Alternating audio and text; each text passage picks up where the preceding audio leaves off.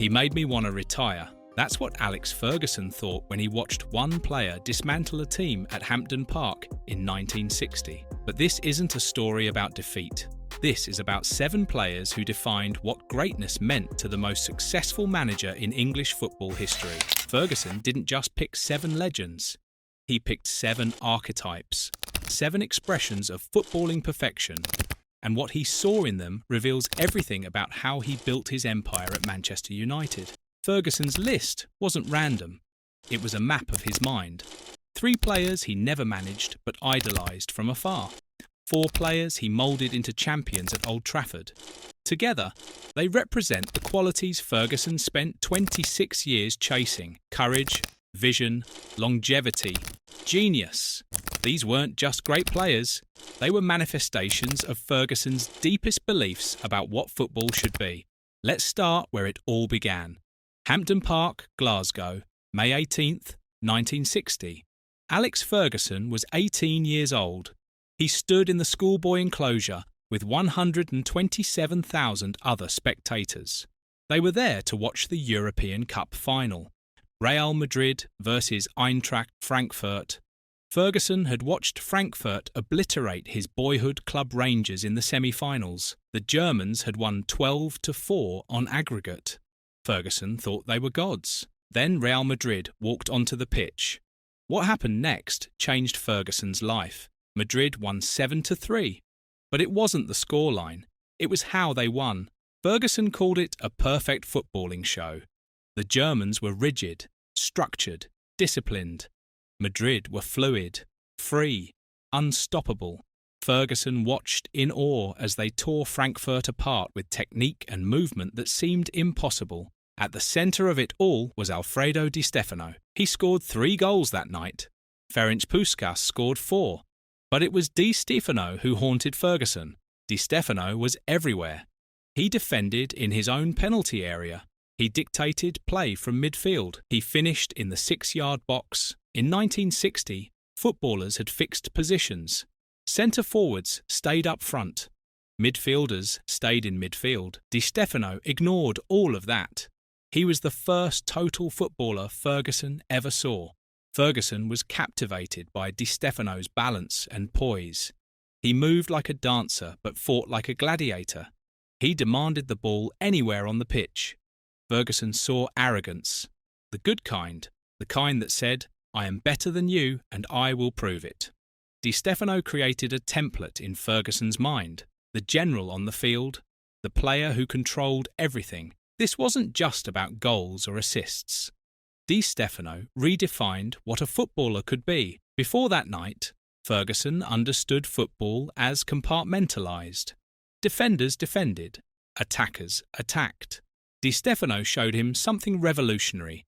A player could be everything at once.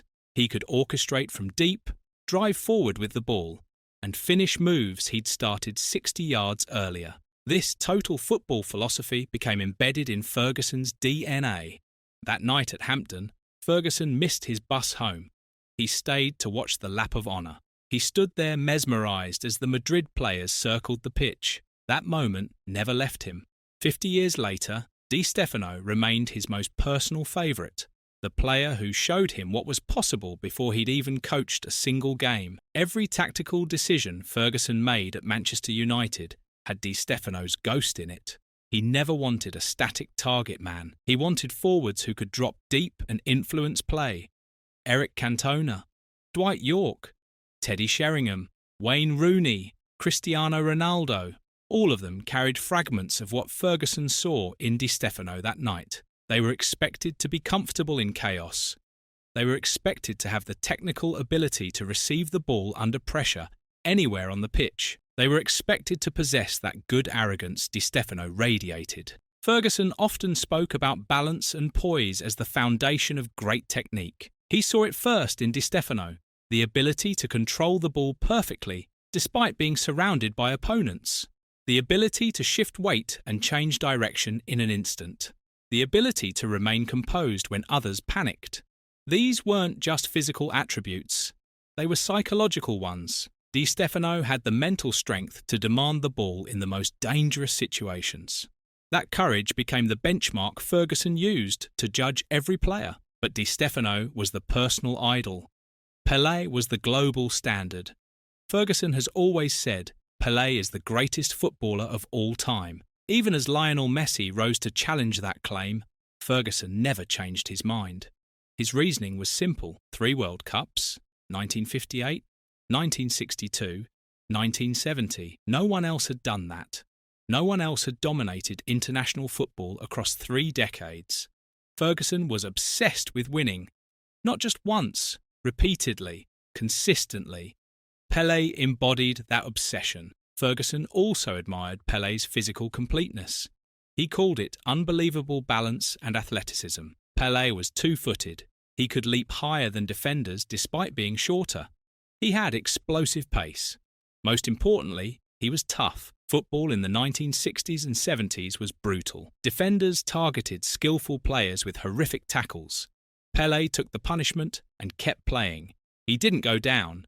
He bounced off challenges and demanded the ball again. This resilience fascinated Ferguson. Pele played in an era before protective rules.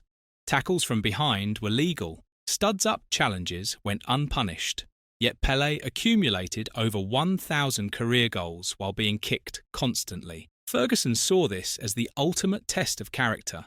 Any player can perform when given space and protection. The greats perform when being targeted, marked, and brutalised. Ferguson valued courage above almost everything else. To him, courage meant being ready to take the ball despite knowing you'd be hit. Pele was the perfect example. He absorbed brutal treatment and still played like God. That phrase stuck with Ferguson. To play like Pele is to play like God. It became the standard he used to judge every attacking player. Could they handle the physical side of English football? Could they stay on their feet? Could they dominate in the air despite being marked? Ferguson recruited with Pele in mind. He wanted players who were athletic, brave, and unbreakable. When he signed players for the Premier League, he considered whether they had the physical tools to survive. The Premier League was faster and more physical than other leagues. Players needed Pele's combination of skill and toughness. Technical ability alone wasn't enough. You needed the athleticism to compete and the courage to keep fighting. Then there was Diego Maradona. Maradona was everything Ferguson usually avoided: chaotic, undisciplined, impossible to control. Ferguson was a strict disciplinarian. He sold players who thought they were bigger than the club. Maradona was the definition of bigger than the club. His personal life was a disaster. His relationship with authority was non-existent. Yet, Ferguson's admiration for his talent was absolute. Maradona could win matches single-handedly. That phrase appears again and again when Ferguson talks about him. Extraordinary talent. The ability to dribble through an entire team, the genius to drag an average Napoli side to a Serie A title. Ferguson was pragmatic. He understood that some players operate on a different plane. They can't be coached. They can't be controlled. They can only be accommodated. The 1986 World Cup defined Maradona for Ferguson. The quarter-final against England contained both the hand of God and the goal of the century. Ferguson looked past the controversy of the first goal. He focused on the second. Maradona picked up the ball in his own half, beat 6 English players, and scored. It was individual brilliance that defied tactical analysis. No system could stop it. No coaching could replicate it. This explains Ferguson's patience with certain players. Eric Cantona had a history of disciplinary issues before he joined United. Cristiano Ronaldo was selfish and frustrating in his early years. Ferguson indulged them because he saw glimpses of Maradona. If a player could win matches on their own, the manager could bend the rules.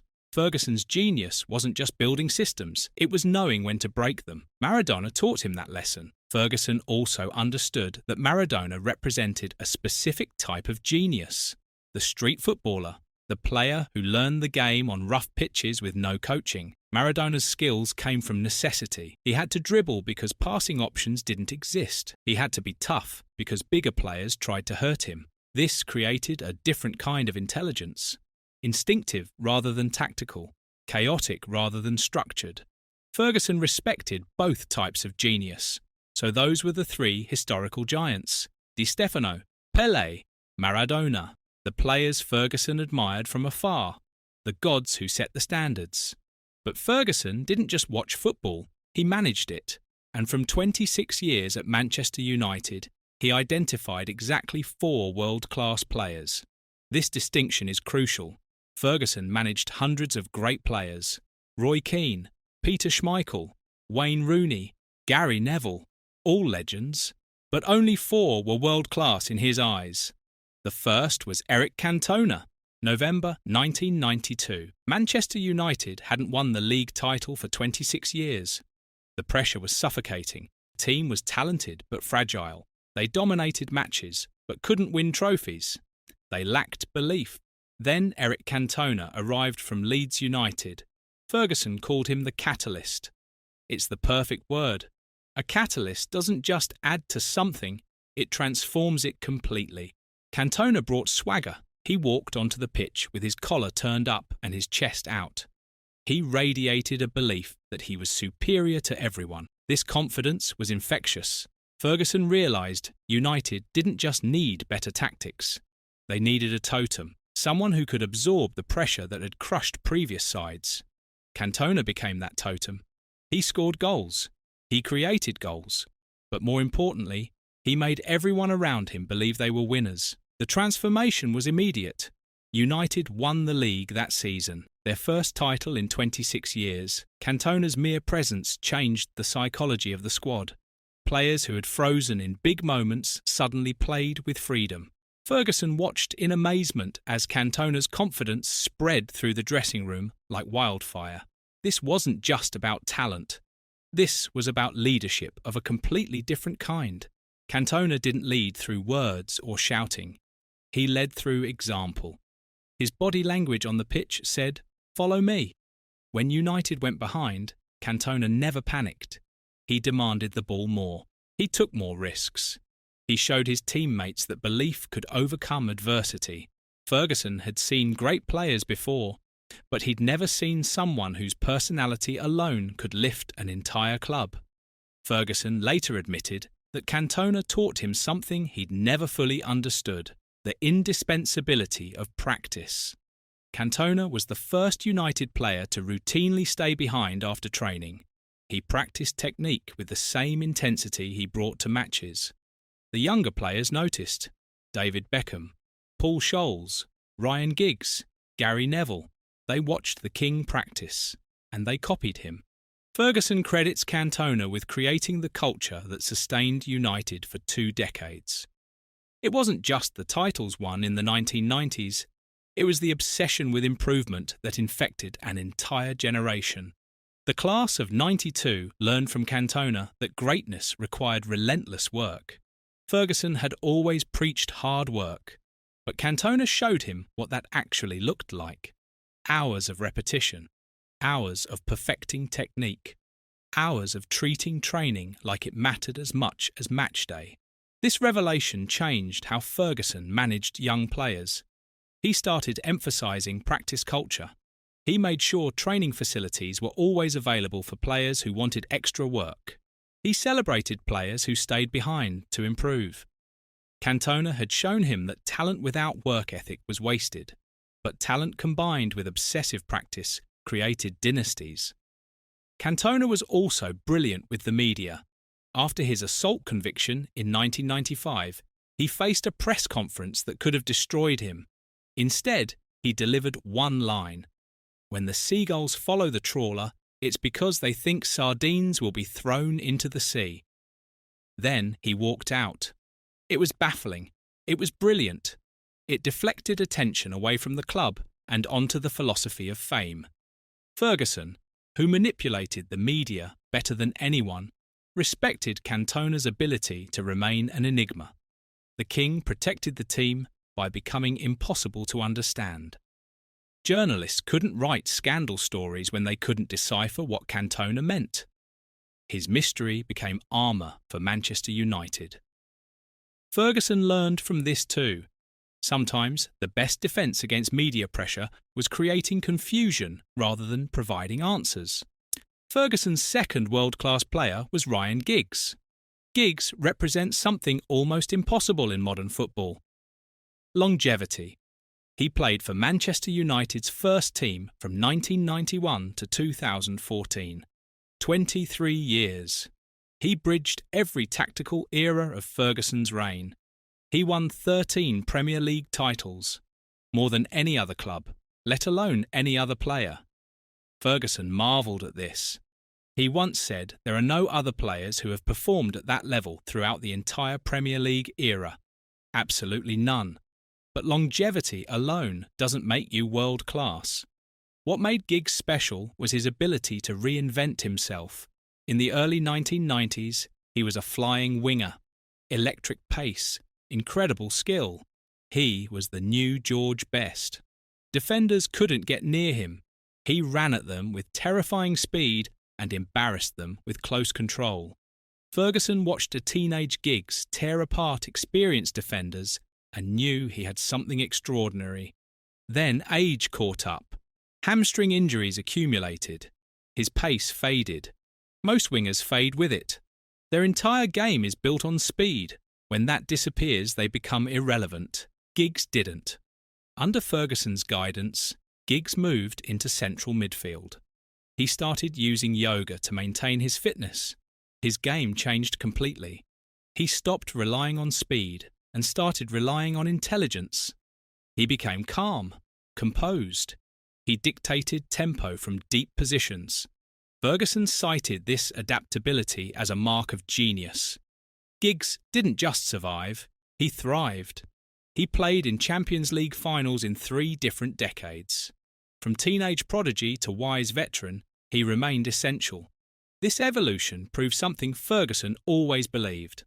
The best players possess football intelligence that transcends physical attributes. Giggs also represented loyalty in an era where that was becoming rare. Players moved clubs constantly for money or trophies. Giggs stayed at United his entire career. He could have left during the difficult years. He could have chased easier success elsewhere. He stayed and helped build something legendary. Ferguson valued this loyalty enormously. It allowed him to plan long-term. It created stability in the squad. It sent a message to younger players about commitment. Ferguson's third world-class player was Paul Scholes.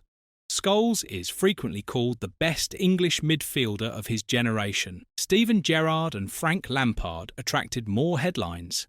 They scored spectacular goals. They made dynamic runs. Scholes controlled games with a cerebral stillness that Ferguson adored. He possessed radar-like awareness. He executed passes others couldn't see. Ferguson called him the complete midfielder.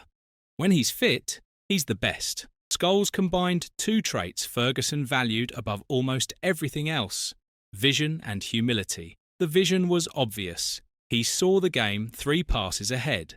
He could dictate the tempo of a Champions League semi-final against Barcelona purely through technical execution. But the humility was just as important. Scholes shunned the celebrity lifestyle. He trained. He played. He went home to his family. In a squad containing global superstars like David Beckham and later Cristiano Ronaldo, Scholes was the low-maintenance anchor. Ferguson wrote that Scholes didn't just play the game. He thought about the game. This intellectual approach made him invaluable. While others relied on athleticism or flair, Scholes relied on understanding. He knew where to be. He knew when to pass. He knew how to control matches without dominating possession. What separated Scholes from other great midfielders was his ability to strike the ball. His passing wasn't just accurate. It was perfectly weighted. A 40-yard diagonal pass would arrive at his teammates' feet with the exact pace needed to control it instantly. This technical mastery came from thousands of hours of practice, but it also came from an innate understanding of physics and geometry that couldn't be taught. Ferguson believed Scholes had a gift that was innate. You can coach work rate, you can coach positioning. You can't coach the ability to see passes that don't exist yet. Roy Keane was a great player, a driving force, an inspirational captain, but he was a system enforcer. Scholes was an artist. Ferguson viewed him as a player who could have played in any team in history. the 1960 Real Madrid side, the 2011 Barcelona team. Scholes would have thrived in all of them. Then there was Cristiano Ronaldo, Ferguson's fourth and final world-class player. He called Ronaldo the most gifted player I managed, a complete genius. Ronaldo represents the culmination of Ferguson's career. The final masterpiece. Ferguson didn't discover a ready-made superstar. He moulded one. The relationship between them began with 30 minutes. August 2003. Ronaldo made his debut against Bolton Wanderers. He came on as a substitute. He played 30 minutes. Ferguson sat in the dugout watching a teenager run at defenders with absolute fearlessness. Every time Ronaldo got the ball, he attacked. He dribbled. He tried tricks. He had the audacity to showboat at Old Trafford in his first appearance. The crowd went wild. Ferguson had an immediate realisation. This was genius. He later said Ronaldo's debut gave him an incredible dilemma. Most young players are eased into the team. Ronaldo forced his way in instantly. Ferguson knew within 30 minutes that he was watching something different. It was the same instinct he'd had at Hampden Park in 1960 watching Stefano. Some players are just different. You can see it immediately. But Ronaldo wasn't the finished product. He was raw, frustrating, selfish. He held onto the ball too long. He tried impossible skills when a simple pass was better. Defenders targeted him with brutal tackles. Lesser players would have hidden. Ronaldo never did. He always demanded the ball. Ferguson called this courage. The willingness to influence the game despite knowing you'll be hit. Ferguson and his coaches, particularly Carlos Queiroz, toughened Ronaldo up. They taught him when to release the ball. They taught him tactical discipline. But they never crushed his individualism. Ferguson realised early that Ronaldo's output was worth the circus. In 2008, Ronaldo scored 42 goals. He won the Ballon d'Or. He dragged United to the Champions League title. Ferguson accommodated Ronaldo's ego in a way he never did for David Beckham. He understood that Ronaldo was special. The difference was commitment. Beckham became distracted by fame and celebrity. Ronaldo used fame as fuel. He trained harder than anyone. He stayed behind to practice free kicks for hours. He obsessed over his body and diet. Ferguson saw that Ronaldo's vanity wasn't shallow. It was professional. Ronaldo wanted to be the best-looking player because he wanted to be the best at everything. That mentality aligned perfectly with Ferguson's standards. Ferguson used a vivid metaphor to describe Ronaldo's place among his four world-class players. Cristiano was like an ornament on the top of a Christmas tree. The metaphor is perfect. Cantona, Giggs and Scholes were the structure, the branches that held the club together. Ronaldo was the glittering finish, the star. He was the player who took a great team and made it unforgettable. Ferguson's genius was creating an environment where that star could shine without burning down the tree. Ronaldo's supreme athleticism reminded Ferguson of Pele. His courage to always take on defenders echoed Di Stefano's arrogance. His ability to win matches single-handedly channeled Maradona. Ferguson had spent his entire career searching for fragments of those three legends. In Ronaldo, he found all of them combined.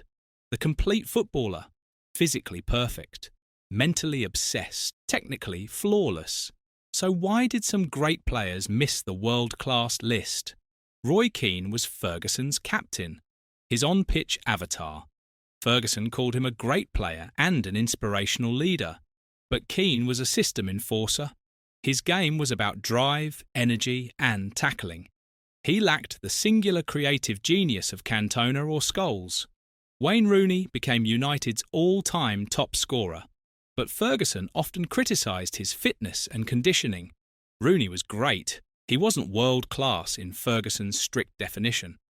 Peter Schmeichel is often called the best goalkeeper in Premier League history. Ferguson acknowledged his greatness.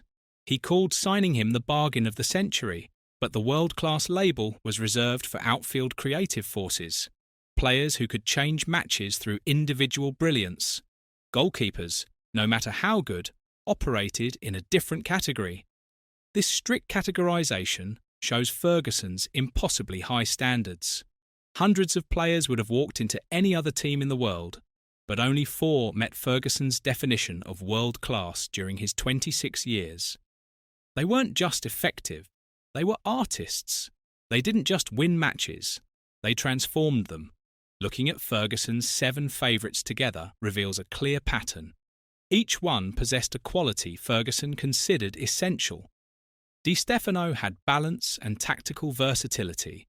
Pele had athleticism and physical courage. Maradona had the genius to win alone. Cantona had psychological presence. Giggs had longevity and adaptability. Scholes had vision and humility. Ronaldo had complete genius and bravery. Ferguson's recruitment strategy for 26 years was essentially a quest to find players who possessed fragments of these archetypes. When he signed Robin van Persie in 2012, he saw a glimmer of Cantona's impact. When he nurtured Wayne Rooney, he looked for Maradona's street-fighting genius. Every signing was measured against the standards set by his 7 favourites. What's remarkable is that Ferguson didn't choose 7 soldiers.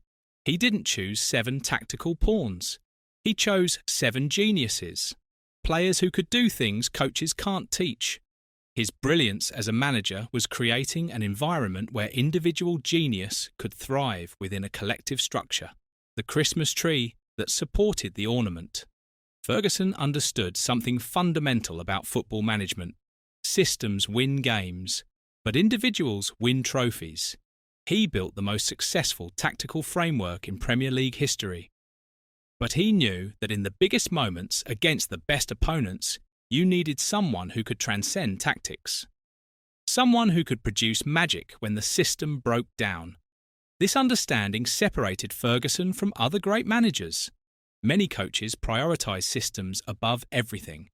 They want players who fit precise roles. They want predictability. Ferguson wanted that too. But he also wanted chaos, controlled chaos. He wanted players who could break the rules when breaking the rules was necessary. This balance between structure and freedom defined his greatest teams. The 1999 Champions League final proved this perfectly. United were losing to Bayern Munich with minutes remaining. The system had failed. Tactics couldn't save them. Then Teddy Sheringham scored. Then Ole Gunnar Solskjaer scored. 2 moments of individual brilliance in chaos. Ferguson had built a team capable of producing magic when everything else collapsed. That was the influence of his 7 favourites. They taught him that perfection required both discipline and genius. That's why all 7 of his favourites possessed that spark of individual genius. Stefano could control matches through pure will. Pele could score impossible goals through superior athleticism. Maradona could dribble through entire teams. Cantona could produce moments of outrageous skill. Giggs could beat players with pace or guile. Scholes could split defences with perfect passes. Ronaldo could do everything. Each player represented a different path to greatness. Stefano showed that versatility could be a weapon. Pele proved that physical perfection mattered. Maradona demonstrated that genius could overcome discipline. Cantona revealed that psychology could change everything. Giggs taught that adaptation extended careers. Scholes proved that intelligence trumped athleticism. Ronaldo combined all these lessons into one complete package. Ferguson didn't just admire these players, he studied them. He learned from them. He used their examples to shape every decision he made. Ferguson's 7 favourites weren't just great players, they were manifestations of his deepest values: courage to demand the ball despite physical punishment, vision to see what others couldn't, longevity to perform across decades, humility to serve the team, genius to transcend the system when needed. These weren't just footballing qualities, they were philosophical principles. From that night at Hampden Park in 1960 to Cristiano Ronaldo lifting the Champions League in Moscow in 2008, Ferguson's career was a singular pursuit. He was chasing the perfection he witnessed as an 18-year-old boy. He was trying to recreate the magic of Stefano.